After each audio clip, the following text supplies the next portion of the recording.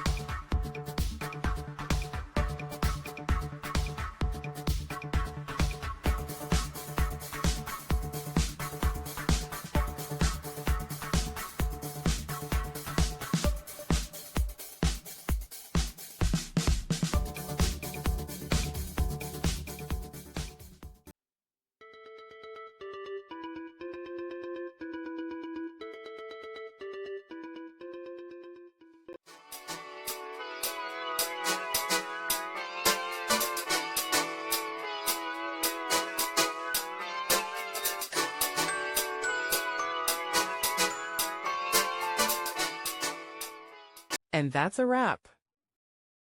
I hope you found the answer you were looking for. If you did, take a second to hit that subscribe button. It really helps out. And let me know in the comments which solution worked best for you. See you next time in the debug zone.